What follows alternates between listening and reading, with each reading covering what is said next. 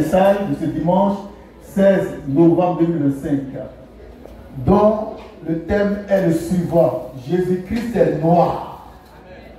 Jésus-Christ est noir. Mais avant ça, on va prendre une question. La question du frère Moni.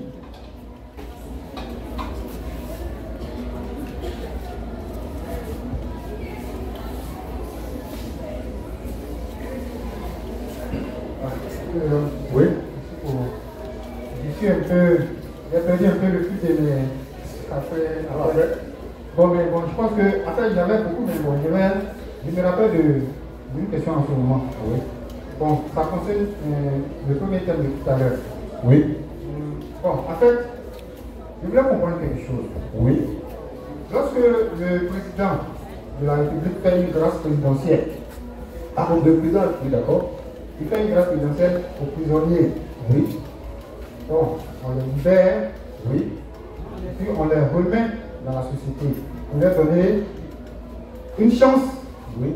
encore pour être en ordre avec les règles établies dans la société. Maintenant, quand on fait une transposition, Oui. au niveau de la parole, Oui. Jésus-Christ, est-ce que c'est une grâce?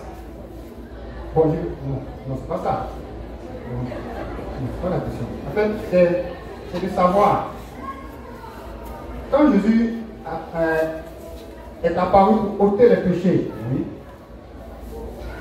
est-ce que c'est une grâce qu'il nous fait? Puisqu'on lui dit, hein, nous sommes sous l'aide de la grâce. Mais est-ce que quand tu ôtes le péché, je ne sais pas comment je vais créer une similitude entre la grâce présidentielle avec ce que Jésus a fait. Est-ce qu'il nous remet encore? Il nous donne une autre chance pour être conforme, puisque ce que le président fait, quand il te gratifie comme un. Voilà, il te gratifie, oui. Voilà, ok, d'accord. Donc, lorsque le président fait une grâce présidentielle, oui, on les remet en société. Mais ce dernier, lorsque il retourne encore, il récidive, On le remet encore en prison. voilà, on le remet encore. C'est-à-dire que c'est la faute qu'il a commise, annule la grâce. C'est ça. Voilà. Et puis il va encore la maca. Maintenant on appelle ça PPA. Ah, pas PPACI. PPA. La parole. Est-ce qu'avec Jésus-Christ, Oui. on pourrait dire que Oui. quelqu'un qui cesse peut-être Oui. de croire en Jésus-Christ, Oui. puisque c'était le péché, il ne croyait pas en Jésus-Christ. Oui. Bon, Dieu lui fait la grâce, il croit en Jésus-Christ. Oui. Et puis après il ne croit pas. Voilà, puis il ne croit pas. Est-ce que c'est le même cas comme ce que je viens d'expliquer? Est-ce qu'on peut le ramener en prison? Voilà, un tout comme ça. Donc voici un peu. C'est-à-dire, c'est de savoir, est-ce que à un moment donné de la vie du croyant, il peut cesser de croire en Jésus-Christ et puis, je dis perdre Le salut. Voilà, oui. Et puis il se répand. Et puis il y a encore le salut. Non, pas se répondre, mais c'est-à-dire qu'on lui fait encore la grâce. Mais qui lui fait la grâce encore? Bon, c'est le divin, Dieu. C'est qui? Dieu ne s'est pas présenté. La grâce présentielle est différente de la grâce divine. On est sauvé une bonne fois pour toutes. Et en Christ, on ne peut plus pécher, on ne peut plus tomber. Donc c'est quel péché tu as fait pour moi t'as ramené encore à c'est PPA ou PPA? Mais là, on n'est plus en train de parler du comportement. On n'est plus en train de parler du Je te comportement. parle de ton âme. Tu es sauvé une bonne fois pour toutes. Tu ne peux plus tomber dans le péché. Si tu tombes, c'est que tu n'as jamais été enfant de Dieu, mais tu t'es déguisé en enfant de Dieu. Donc tu es venu t'agoûter un peu, tu as mal, tu as fait un miracle, et puis tu as jeté. Tu ne peux plus repartir là-bas si tu vas à l'enfer.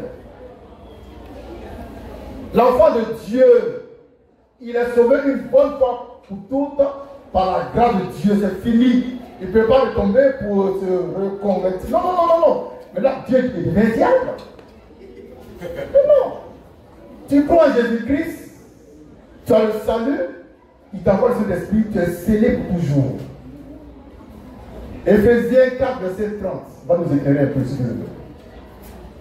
On ne peut pas te sauver matin, le soir tu perds ton salut. Non. Moi, le jour de ma conversion, quand j'ai vu le Seigneur qui m'a parlé, je lui ai posé une question, parce que moi je me connais. Je me connaissais, je lui ai demandé. Tu m'as sauvé là. Maintenant, si je retourne là, puis je fais encore les bêtises. Il m'a dit, je ne t'ai pas sauvé pour te perdre. Non.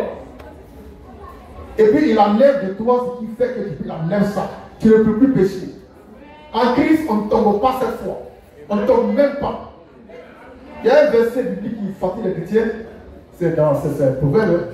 Voilà, le juste tombe 7 fois. 7 fois, ça c'est avec Salomon, se voit bâtard, voyou. En Christ, on ne peut pas tomber. On ne peut pas tomber. Tu tombes, tu n'es pas de Christ. Mais tu es sympathisant. Et là, ça existe effectivement. Un vrai ouais ne peut pas tomber. En Christ, on ne tombe pas. On ne peut pas pécher. On ne peut pas pécher.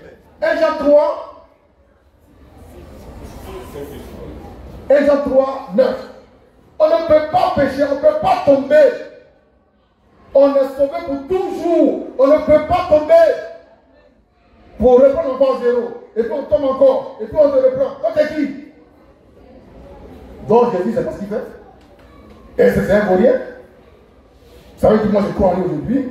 Il me sauve. Un an après je ne crois plus. Je suis perdu. Après je crois. Il me sauve. Après je ne crois plus. C'est quoi? Vous voulez faire quoi à Jésus là? Et c'est ça l'enseigne de l'église bizarre. En Christ, on ne tombe pas. On ne peut pas tomber. On ne peut pas pécher. Là-dessus. 1 Jean 3, verset 9. Oui. Quiconque est né de Dieu. Quiconque est né de Dieu Ne pratique pas le péché. ne pratique pas le péché Parce que la semence de Dieu parce que la semence de Dieu demeure en lui. demeure en lui et Il il ne ne peut peut pécher parce qu'il est né de parce Dieu. qu'il est né de Dieu. 1 Jean 3, verset 8 maintenant. Celui qui pêche Oui. est du diable. Tu le prends? Celui qui pêche Oui. est du diable. Pas de problème, tu vas tomber entre les lettres, tu tombes. C'est quoi? Tu es tombé pour toujours. Parce que tu n'as jamais été enfant de Dieu. Et là, c'est le 6. Ça, c'est le 6. Tu es tombé, c'est pour toujours. Donc, la grâce présentielle n'a rien à voir avec la grâce divine. La grâce divine, il faut la comparer à l'amnistie. Ça efface tout le péché. Pardon pour toujours. Oui. Le pardon pour tout. Oui, le pardon pour toujours. Or, la grâce présentielle, c'est une liberté, c'est pas conditionnelle, c'est pas. Liberté conditionnelle, c'est la condamnation qu'on annule. On annule, mais les actes sont là. Voilà, ça tu fais quoi? Ah ben, je ne sais pas quoi. Tout est annulé, tout est effacé. Et puis Dieu dit, je ne me souviens même pas de vos péchés. Je m'en souviens plus, j'ai oublié vos péchés là.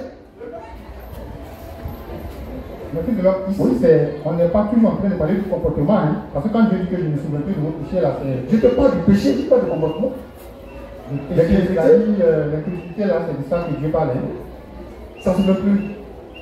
C'est ta foi qui est là maintenant. Et ça, il ne faut jamais perdre. On ne peut pas perdre ça. On ne peut pas perdre la vraie foi de Jésus-Christ. On ne peut pas perdre le salut. On ne peut pas perdre le Saint-Esprit qui habite en nous. Ce n'est pas vrai. Tu ne peux pas perdre Jésus. Dieu ne peut pas non plus te perdre. Sinon, on va faire deux perdants qui se perdent. Ils ne savent pas ce qu'ils font. À deux présenteurs. On ne perd pas son salut. On ne perd pas son salut. Il n'y a rien au monde qui puisse ôter ton salut. Il n'y a rien. Rien. Romains chapitre 8.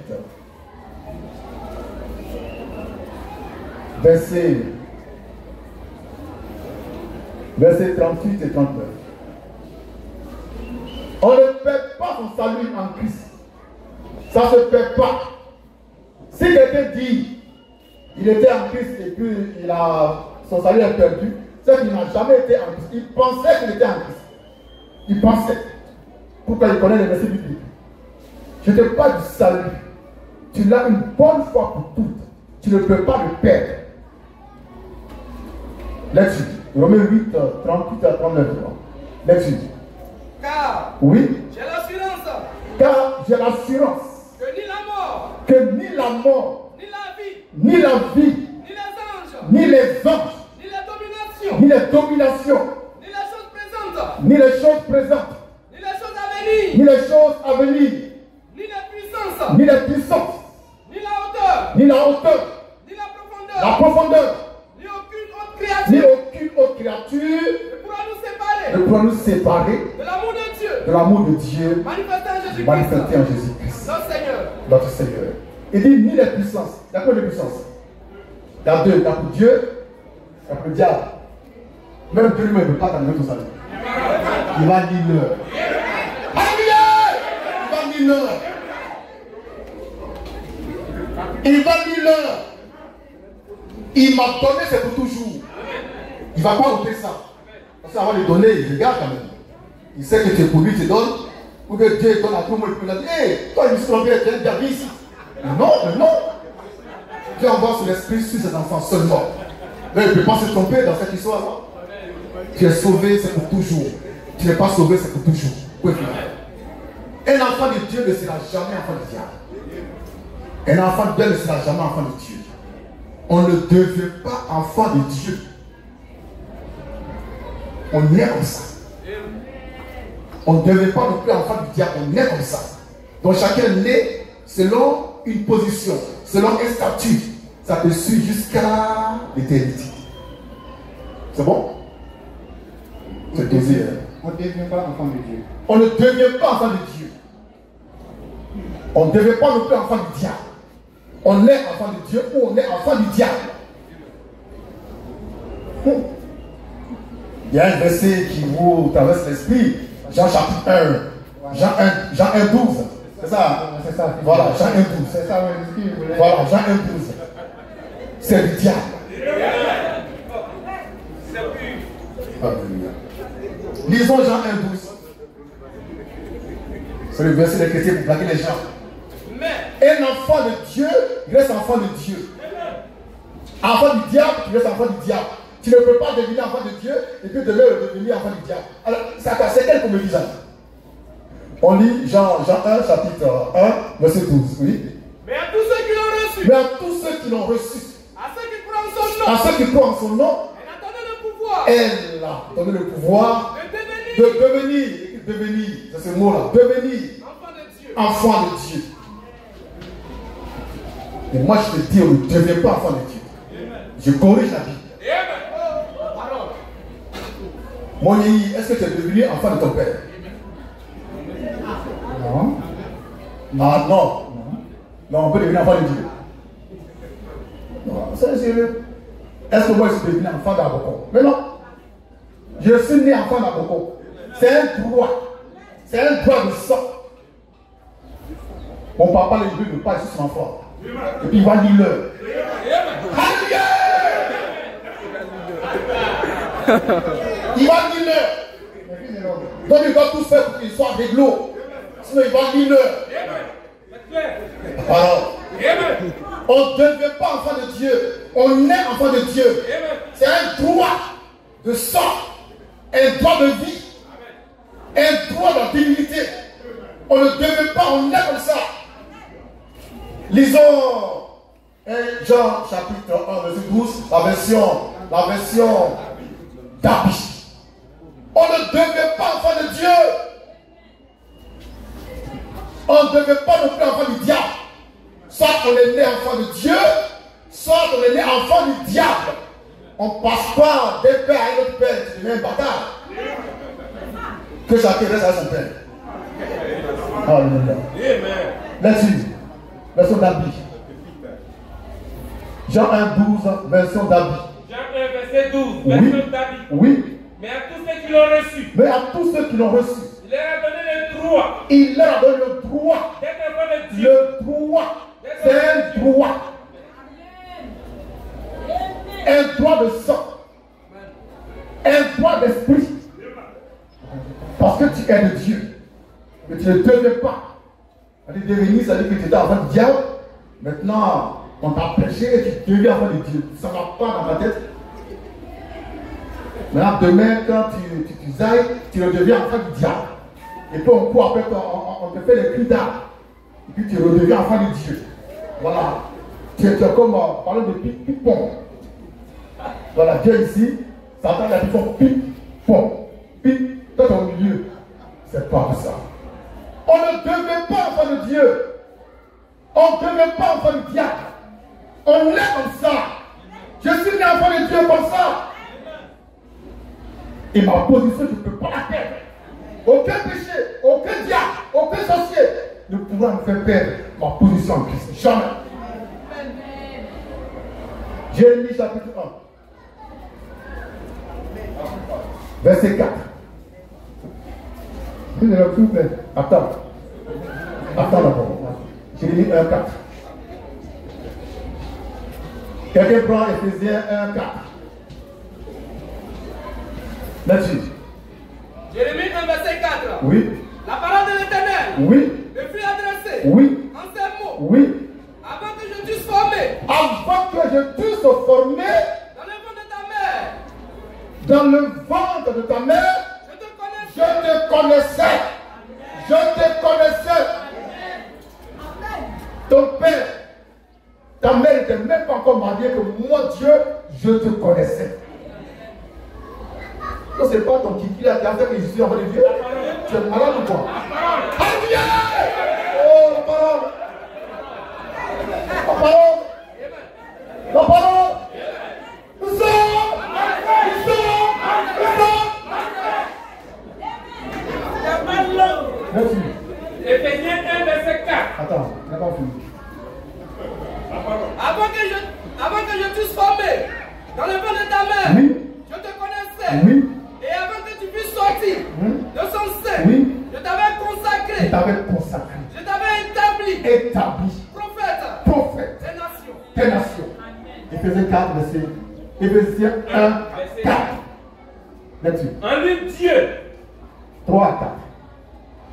Béni soit Dieu. Béni soit Dieu, Le Père de notre Seigneur Jésus-Christ. le Père de notre Seigneur Jésus-Christ, Qui nous a bénis qui nous a bénis de toutes sortes de de bénédictions toutes sortes de bénédictions spirituelles spirituelles dans les lieux célestes dans les lieux célestes en Christ. en Christ.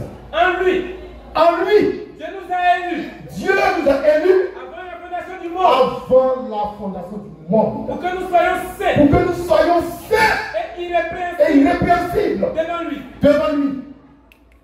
Nous ayons prédestinés Nous ayons prédestinés de son amour dans son amour à être ses à enfants être ses enfants d'adoption d'adoption par Jésus-Christ par Jésus-Christ. selon le bon plaisir de Le sa bon volonté. plaisir de sa volonté. Amen. Frère, Amen. c'est là ta position. Amen. C'est là notre position en Christ. Amen. Question. Seigneur, Oui. merci pour toutes ces explications. Mais la version d'Arby tout à l'heure, là, Oui. pour montrer la petite différence là, je n'ai pas bien saisi. Darby a dit quoi et puis lui second a dit quoi? Le second dit tu deviens enfant de Dieu. C'est-à-dire tu es enfant du diable, tu deviens enfant de Dieu. David dit que tu as le pouvoir d'être son enfant. C'est un droit. C'est un droit de sang. C'est un droit de vie. C'est un droit. C'est-à-dire que tu étais en lui et puis il te manifeste et puis il me tient le lien par ce droit. Il y a le droit de terre, il y a le droit de sang. Tout ça, ça vient de façon naturelle. Certains droits te donnent d'être enfant de Dieu. Tu ne deviens pas enfant de Dieu. C'est-à-dire que tu n'es pas enfant du diable et puis bon, par un miracle extraordinaire, tu deviens enfant de Dieu. Mais si demain tu n'es pas, tu vas devenir enfant du diable. C'est un droit. Je ne perds pas ce droit. On ne peut pas perdre le droit divin. C'est un droit pour moi d'être enfant d'abord. J'étais en lui, il m'a fait sortir, c'est un droit. C'est une position. C'est une position qui me donne. Et toi, tu ne seras jamais enfant d'abord. Ton père est différent. Amen. D'accord? Amen. Maintenant, Dimanche prochain, le thème c'est on ne devient pas enfant de Dieu. Amen. Question. bon, pour terminer, Oui. c'est-à-dire que Oui. c'est-à-dire qu'on prend le cas où bon, les bishops et autres qui sont Oui, élevés là-bas, c'est-à-dire qu'ils ne croient pas, ils ne sont pas des véritables croyants en Christ, Oui. mais ils ont la bonne conduite, ils se comportent bien, Oui. mais ils sont incrédules. Oui. Bon, est-ce que le contraire peut se produire? C'est-à-dire qu'on peut être crédule, on croit en Christ, Oui. et puis ne pas bien se comporter. C'est-à-dire de se comporter quoi? Non, c'est-à-dire être dans le comportement. Donnez un exemple clairement avancé. Pour un exemple, on va les citer, hein, les péchés caïds, la communication, l'adultère, le vol, la mort. Moi, j'étais un fornicateur. Et toi, avant de dire, je prends. Je vais te mourir ce matin. J'étais fornicateur. Mais j'étais enfant de Dieu quand même. J'étais fornicateur. J'étais voyou. J'étais incrédule. Mais j'étais enfant de Dieu quand même. Jusqu'à ce que le temps vienne pour que Dieu se révèle à moi, pour que je sorte de là. Sur ma position, j'ai la acquise depuis l'éternité. Je ne peux pas la perdre. Mais tant que Dieu ne veut pas me la révéler, je vis comme n'importe qui. Je d'abord, je chicote, je mourre même. Oh la parole. C'est la vérité. Alléluia. Oh. Donc après la révélation, maintenant il me met dans mon poche. Il me conduit. Tu comprends ça? Donc je ne suis pas devenu enfant de Dieu. J'ai plus été enfant de Dieu. Tu ne comprends pas? Avec une homme, ce qui me fatigue, c'est que moi je n'arrive pas à comprendre que quelqu'un est incrédule et puis il a un bon comportement. Moi je me dis que c'est celui qui est croyant, qui croit normalement, la bonne conduite doit suivre. Tu te trompes, c'est ce que je dis là. Lisons.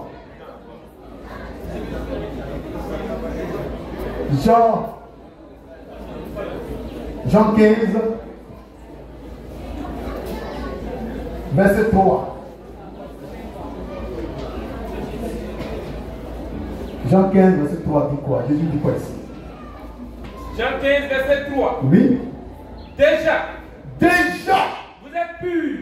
Vous êtes purs À cause de la parole. À cause de la parole que je vous ai annoncée. Que je vous ai annoncée. Thomas était dedans ou il était là? Il était dedans même. Thomas était là. Thomas déjà était. Le mot. Vous êtes purs. Pur. Thomas a été purifié parce que Jésus lui a parlé. Très bien. Donc il est purifié. Il est croyant, il a la foi. Jésus sort du tombeau, il dit papa. Alléluia! Il dit tu crois pas, tant que je ne peux pas m'emmener dans ton côté, je ne crois pas. Quelqu'un qui a été purifié par la parole, il dit je ne crois pas. Oh, la parole. Il dit moi je ne crois pas, tant que je ne peux pas m'emmener dans son côté, moi Thomas, je ne crois pas, bien que j'ai été purifié par sa parole. Jésus a entendu ça. Et puis un jour, il était là, puis il apparaît. Les portes étant fermées. Il va vers Judas. Thomas. Avance ta main, mets-la dans mon côté. Il tombe par terre et dit, mon Seigneur et mon Dieu. Donc Thomas, il a cru à quel moment? Il a toujours cru. Le fait qu'il n'ait pas reconnu que Christ soit ce tombeau n'a pas enlevé son salut. Ça n'a pas enlevé sa foi. Au contraire, Dieu a fait pour que sa foi puisse grandir un peu. La foi est intacte. Même quand il ne croyait pas, il croyait.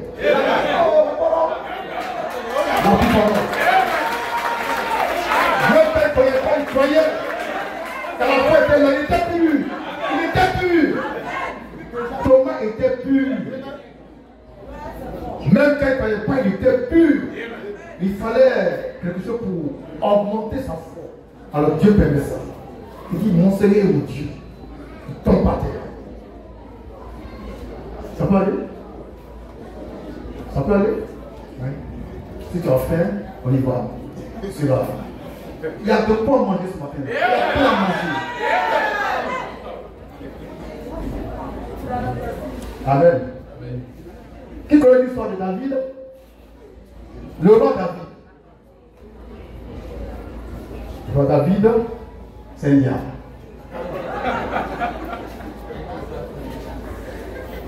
Dieu chasse Saül. Il dit au prophète Samuel, tu vas me consacrer David. Il est l'homme selon moi, mon cœur. C'est moi-même que je choisis. Il est dans mon cœur. Et il va oublier à toutes mes volontés. Samuel va dire, David, il lui donne la parole. Et Dieu lui fait son cœur. Il dit, ah, il va dire l'heure. Il va dire l'heure maintenant. Derrière, il sort de Dieu. Il va voir. Il ne va pas croire. Et David, qu'est-ce qu'il fait? Étant loin de Dieu, il va coucher avec la femme de son serviteur Uri. Il va coucher avec elle. La femme vient dire, ah, mon roi, tu m'as enceinté. Il dit, ah bon? D'accord, donc il faut que ton mari meure. Et David, il rassemble les généraux pour dire, faites tout, mettez-le là où ça chauffe. Là, il prend une balle perdue, puis il meurt là-bas. Et ne revenez pas ici avec lui. Dieu, l'ancien était sur lui. Quand il planifiait la mort de quelqu'un. On tue lui. Dieu se fâche. Il ne parle pas dans il va parler à Nathan. Va lui dire. Oh, il était prophète. Va lui dire que j'ai vu ce qu'il a fait. Nathan vient devant David. David tombe et dit, c'est vrai. J'ai zaï même. Mais que Dieu le pardonne. Dieu dit qu'il chasse le trône. Sors! Il a humilié David. Dieu a mis quelqu'un, un bâtard sur le trône. David, il va. Peu de temps après, il tombe par terre, il péchit sur la vie. Seigneur, vraiment, j'ai mal fait. Ne le récite pas ton esprit. Dieu dit, toi, tu m'as eu. Il le ramène sur le trône. Quelqu'un qui a péché. Et parce qu'il n'a jamais perdu sa position en Christ. Dieu l'a ramené. C'est Dieu lui-même qui l'a chassé. Il a tout fait pour le ramener. Donc David, là, il ne peut pas perdre son salut. Il ne peut pas perdre sa position en Christ. Il a dit, Seigneur, il ne faut pas me dire la joie du salut. Et pas le salut lui-même, la joie du salut. Parce qu'il y a le salut qui te donne la joie. Quand tu déconnes, et bien, il n'y a plus de joie. Le salut est là. Enraciné en toi, ancré en toi. Donc quand il y a la repentance, ça repent. C'est comme ça Dieu agit. Et tous les bâtards qui écoutent, on se dit, c'est monté ça.